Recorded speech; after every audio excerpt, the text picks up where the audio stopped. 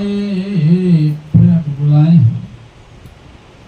गुरु Duzce पूर्वासिन सब आए बैठे गुरु दुज बर मुनि सज्जन अब बोले बचन भगत भय भंजन। क्या कहने लगे वो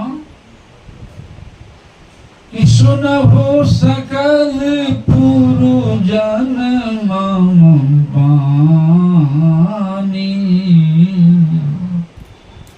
कहु निकछु ममता उर आनी।